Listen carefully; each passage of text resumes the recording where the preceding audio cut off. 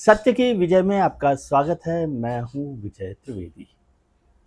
क्या आपने हमारा खास कार्यक्रम बिजनेस बॉलीवुड और वाजपेयी देखा है? उसमें बहुत इंटरेस्टिंग बातचीत की गई है एफडीआई को लेकर और ओडीआई को लेकर कि भारत से बिजनेसमैन हैं वो कितना पैसा बाहर लगा रहे हैं और बाहर से जो आने वाले लोग हैं, विदेशी जो लोग हैं, वो हमारे यहाँ कंपनियों में, फैक्ट्रीज में कितना बिजनेस में कितना पैसा लगा रहे हैं। उस पर बड़ी एक अच्छी चर्चा बहुत अनुभवी है नीरज जी, बिजनेस को लेकर, फाइनेंस को लेकर, इकोनॉमिक्स को लेकर। तो उनके साथ चर्चा हुई और एक ऐसी कहानी भी इंटरेस्टिंग जो आपको ध्यान ही है कि हर हफ्ते हम एक इंटरेस्टिंग स्टार्टअप की कहानी सुनाते हैं। तो वो एक ऐसी कहानी है कि क्या तेज़ होना चाहिए, नज़र या नज़रिया। तो ज़रूर देखिएगा बिजनेस बॉलीवुड एंड वाजपेयी। और अब आज बात राहुल गांधी जी की। क्या आपको महसूस हो रहा है? क्या आपको डर लग रहा है? क्या आपको घबराहट महसूस हो रही है? या आपको लग रहा है कि अब कुछ बड़ा होने वाला है? राजनीतिक हलकों में ये चर्चा हो रही है, मुझे नई जानकारी है कि क्या है। हालांकि राहुल जी ने बहुत दिनों पहले अनाउंस किया था, इसकी घोषणा की थी, इसका ऐलान किया था एक सभा में कि अभी तो पहले उन्होंने एटम बम फोड़ा था। जो आपको याद होगा वो कर्नाटक की महादेवपुरा सीट को लेकर, महाराष्ट्र में चुनावों की हेरा फेरी को लेकर, और हरियाणा दिल्ली की बात वो लगातार करते रहे। और फिर उसके बाद उन्होंने की चर्चा बिहार जाकर वोट चोरी की। पूरी लंबी यात्रा उन्होंने की है बिहार में, 100 से ज़्यादा विधानसभाएं बताई जाती है कि उस पर चर्चा की, और वोट चोरी को लेकर उन्होंने बड़ा इशू बनाया, एसआईआर को लेकर बड़ा इशू बनाया। और उसकी जो धमक है, उसकी जो गूंज है, अब भी सुनाई दे रही है। अभी एक वोट वाइब का सर्वे हुआ, उसमें कहा गया कि भाई 21% लोग मानते हैं कि एसआईआर एक बड़ा इशू हो सकता है। लेकिन उससे भी बड़े इशू वहाँ पर हैं, बेरोजगारी है और कानून व्यवस्था है, ये सब की भी चर्चा हो रही है। खैर वो बात तो दूसरी है, लेकिन अब बात हो रही है क्योंकि राजनीतिक हलकों में इस बात को लेकर काफ़ी गहमा गहमी है, गर्मा गर्मी है, हनक है, धमक है, सब कुछ जो भी आपको शब्द आता है वो समझिए कि राहुल गांधी जी हाइड्रोजन बम फोड़ने वाले हैं। हाइड्रोजन बम का मतलब आप वो रूस यूक्रेन के युद्ध की तरह से मत देखिए, या इसराइल और गाजा में जो हो रहा है युद्ध उसकी तरह से मत देखिए। हाइड्रोजन बम का मतलब एक राजनीतिक धमाका वो करने वाले हैं।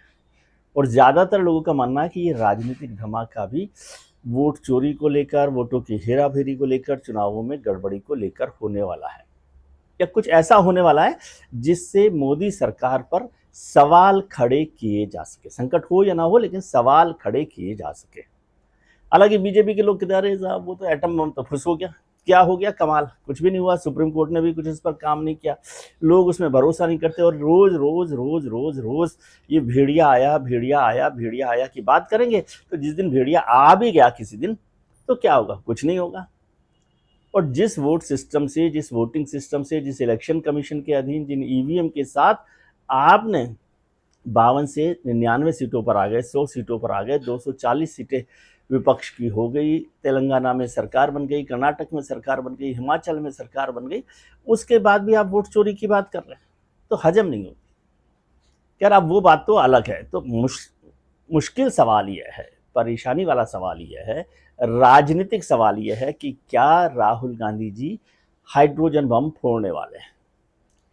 और उससे भी बड़ा सवाल है कि क्या, कब राहुल गांधी जी हाइड्रोजन बम कब फोड़ने वाले हैं? तो ऐसा कहा गया, ऐसा बताया गया, कांग्रेस के लोग कहते हैं, या विपक्ष में जो लोग बैठे हैं, किसी ने अभी ऑफिशियली अनाउंसमेंट नहीं किया, लेकिन उन्होंने कहा कि प्रधानमंत्री जी का जब जन्मदिन होगा, यानी प्रधानमंत्री नरेंद्र मोदी जी का जन्मदिन, तब वो हाइड्रोजन बम फोड़ेंगे। अब प्रधानमंत्री जी का जन्मदिन कब है? प्रधानमंत्री जी का जन्मदिन है कल 17 सितंबर को। 17 सितंबर 2025 को वो 75 साल के होने वाले हैं। अभी तो वहाँ पर पहले ही चर्चा चल रही थी कि वो रिटायर होंगे कि नहीं होंगे। मोहन जी भागवत जो सरसंघ चालक हैं, उन्होंने मोरोपंत पिंगले के रेफरेंस से एक दिन बयान दे दिया था, बयान भी नहीं दिया था, चर्चा की थी। एक कार्यक्रम में, मोरोपंत पिंगले जी का कार्यक्रम था नागपुर में, और उसमें कहा कि पिंगले जी कहते थे कि 75 साल की उम्र में कोई आपको शॉल उड़ा दे तो उसका कहने का मतलब होता है कि अब आप सरक लीजिए, यानी इस्तीफा दे दीजिए, छोड़ दीजिए, जिम्मेदारी छोड़ दीजिए और दूसरों के लिए रास्ता बनाइए। तो बहुत चर्चा हुई, सब लोगों ने कहा कि भाई संघ प्रमुख जो हैं वो ये बात कर रहे हैं, इशारा कर रहे हैं कि कहीं नरेंद्र मोदी जी को इस्तीफा ना देना पड़े। फिर बाद में बहुत सारे लोगों को पता चला कि मोहन भागवत साहब भी 75 साल के हो गए और उनसे एक हफ्ते पहले ही हो गए, 11 सितंबर को। लेकिन उससे पहले जो दिल्ली में व्याख्यान माला हुई विज्ञान भवन में 3 दिन की, उसमें मोहन जी भागवत ने साफ कर दिया कि उन्होंने न तो किसी को रिटायर होने के लिए कहा है और ना ही वो खुद रिटायर हो रहे हैं। तो ये बात तो अब खत्म हो गई कि प्रधानमंत्री का रिटायरमेंट की बात है या मोहन जी के रिटायरमेंट की बात है, ये सब तो मुद्दे अलग हो गए। अब मुद्दा ये है कि क्या राहुल गांधी जी जो हाइड्रोजन बम फोड़ने वाले हैं उसका क्या मतलब है।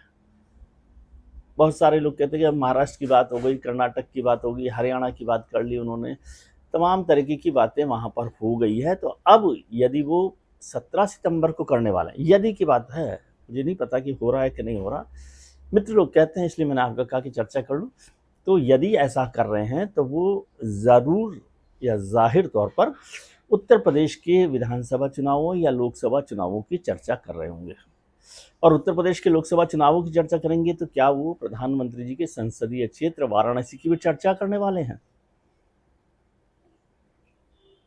आपको याद हो कि प्रधानमंत्री जी के जो वाराणसी का संसदीय क्षेत्र है, 2024 में उनका जो जीत का अंतर था वो थोड़ा कम हो गया। तो भैया वोट चोरी होती तो जीत का अंतर कम क्यों होता, ये बीजेपी वाले कहते हैं कि अगर प्रधानमंत्री जी वोट चोरी कर सकते, ईवीएम से गड़बड़ वोट डलवा सकते, तो इससे ज़्यादा बड़ी सीट तो कोई हो नहीं सकती संसदीय से। और वहाँ तो होम मिनिस्टर भी थे, जेपी नड्डा साहब भी थे और दर्जन भर मंत्री थे, नाम मुझे याद नहीं, इतने मंत्री थे, इतने संतरी थे, इतने कार्यकर्ता नेता थे, सब लोग वहाँ लगे हुए थे। उसके बाद भी वोटों में जीत का अंतर जो है वो कम हो गया है। जीते बड़ी मार्जिन से हैं लेकिन कम हो गया अंतर। तो बीजेपी वालों ने कहा बताइए आप, वोट चोरी करनी होती है तो वाराणसी से बेहतर सीट क्या हो सकती है, वोट चोरी करनी होती तो अयोध्या क्यों हम हारते हैं, वोट चोरी करते तो 33 सीटें क्यों हार जाते, समाजवादी पार्टी अखिलेश यादव जी क्या ले लेते। चुनाव आयोग में भी इस पर बड़ी चर्चा हो रही है कि क्या होगा क्या नहीं होगा। मित्रों ने कहा कि चुनाव आयोग में थोड़ी सी सुरसुराहट हो रही है कि भाई राहुल गांधी जी क्या करने वाले हैं, वो पूछना चाहते हैं, जानना चाहते हैं। और उसमें भी एक बार और हो गई बात कि अभी 3 जो पूर्व चुनाव आयुक्त ने, उन्होंने मित्र राजदीप सरदेसाई के साथ एक कार्यक्रम में कह दिया कि भाई चुनाव आयुक्त का या मुख्य चुनाव आयुक्त का जो बिहेवियर था राहुल गांधी जी को लेकर वो ठीक नहीं था, इस तरह से नहीं किया जा सकता और उनको हर चीज़ का जवाब देना चाहिए। मतलब एक तरह से क्वेश्चन के घेरे में उन्होंने डाल दिया। कल एक कार्यक्रम में मैं गया था, वो भी पूर्व मुख्य चुनाव आयुक्त एसवाई कुरैशी साहब का था, उनकी एक किताब लॉन्च हो रही थी साउथ एशिया में डेमोक्रेसी को लेकर। तो उस समय भी ये सवाल आया कि भाई चुनाव आयुक्त और चुनाव किस तरह से होते हैं और उनमें क्या हो सकता है। हालांकि कुरैशी साहब ने कहा कि डेमोक्रेसी का मतलब सिर्फ चुनाव नहीं होते, चुनाव एक हिस्सा होता है, उसके अलावा बहुत सारे फैक्टर्स हैं और जो लोग हैं उनकी भी जिम्मेदारी होती है। खैर ये सब बातें हो रही थी। अभी तो असली मुद्दा क्या है, असली मुद्दा यह है कि क्या वो हाइड्रोजन बम फूटने वाला है, राहुल गांधी जी क्या वो हाइड्रोजन बम अब फोड़ने वाले हैं। अब बहुत दिन हो गए, क्योंकि ज़्यादा दिन तक भी उसकी चर्चा चलाओगे तो कोई मतलब नहीं है। और क्या वो प्रधानमंत्री जी नरेंद्र मोदी जी के जन्मदिन पर ये काम करने वाले हैं, और अगर वो ऐसा करने वाले हैं तो क्या वो उत्तर प्रदेश या प्रधानमंत्री जी के संसदीय क्षेत्र पर करने वाले हैं, या फिर कोई एक नया खुलासा, एक नई तरह की राजनीतिक हलचल वो पैदा करने वाले हैं इस राजनीतिक समंदर में। वैसे प्रधानमंत्री जी तो लगातार कहा जा रहा है भारतीय जनता पार्टी की तरफ से मजबूत होते जा रहे हैं। कोई भी मसला ऐसा नहीं है जिसमें उनको कोई हार का सामना करना पड़ा हो, राजनीतिक हो, कानूनी हो, सहयोगी दलों, बहुत सारे लोग कर रहे हैं कि वो बैसाखी हैं, चंद्रबाबू नायडू जी, नीतीश कुमार जी, वो तो दोनों ऐसे साथ जमे हुए हैं। आपको मौका ही नहीं दे रहे कि आप कुछ कह सके। वक्फ का मसला था, पहले लोग कह रहे थे कि वक्फ पर हो जाएगा, वक्फ पर भी दोनों साथ खड़े रहे। जाति जनगणना को लेकर हो रही थी, वो प्रधानमंत्री जी ने कर ही दिया, नहीं किया था तब भी वो उनके साथ खड़े हुए दिखाई दिए थे। हाँ, अभी उपराष्ट्रपति का चुनाव हुआ तो उपराष्ट्रपति के चुनाव में भी मजबूत होकर निकली है एनडीए। जितने वोट उनके पास थे उससे ज़्यादा वोट उन्होंने हासिल किए। तो यदि राजनीतिक तौर पर भी राहुल गांधी जी हाइड्रोजन बम फोड़ने वाले हैं तो उससे कोई सरकार को संकट हो रहा हो, ऐसा मुझे नहीं लगता है। लेकिन सरकार पर सवाल खड़े कर सकते हैं। और बम फूटता है तो भले ही धमाका बड़ा ना हो, धुआं तो हो ही जाता है। और धुआं होता है तो थोड़ा कन्फ्यूजन होता है, धुएं में बहुत चीज़ें साफ साफ दिखाई नहीं देती हैं। तो ये सब बातें अभी होने वाली हैं। अब यदि ऐसा होता है तो हम उस पर चर्चा करेंगे। आज तो इतनी ही बात कर सकते हैं कि भाई क्या हाइड्रोजन बम फूटेगा, और फूटेगा तो क्या बम फूटने वाला है, उसमें क्या क्या लगा हुआ है, उसके अंदर क्या क्या बातें होने वाली हैं, और उसका धुआं कितना ज़्यादा होगा, उसका धमाका कितना बड़ा होगा। क्योंकि राहुल जी ने कहा कि एटम बम से बड़ा होता है हाइड्रोजन बम, और हाइड्रोजन बम के लिए तो कहा जाता है कि वैसे वो तबाही लाता है। तो क्या ये राजनीतिक तबाही के लिए वो कुछ करने वाले हैं? फिर राजनाथ जी ने कहा, अमित शाह जी ने कहा, भारतीय जनता पार्टी के कुछ नेताओं ने कहा कि भाई बम फोड़ो लेकिन अपनी सुरक्षा का ध्यान रखना। कई बार होता है ना, बचपन में आपने देखा होगा दिवाली वगैरह पर बम फोड़ते हैं तो फूटते फूटते हाथ में फूट जाता है तो हाथ में लग जाता है। इस तरह का इशारा बीजेपी वाले लोग कर रहे हैं। अब छोड़िए इन सब बातों को, कितना धमाका होगा, कितना धुआं होगा, किसका नुकसान होगा, किसका हाथ जलेगा, ये सब बातें तब करेंगे जब राहुल जी राजनीतिक तौर पर हाइड्रोजन बम फोड़ देंगे। मैं राजनीतिक इसलिए बोल रहा हूँ कहीं आप घबरा ना जाएं, वैसे ही आजकल दुनिया भर में युद्ध के माहौल चल रहा है, तो कोई सशस्त्र क्रांति नहीं हो रही, कोई बम वैसे नहीं फूट रहा, राजनीतिक बम का इशारा उन्होंने किया, ऐसा मुझे लगता है। देखते हैं, आप भी देखते रहिए, कोई बात होगी तो हम आपको बताएंगे।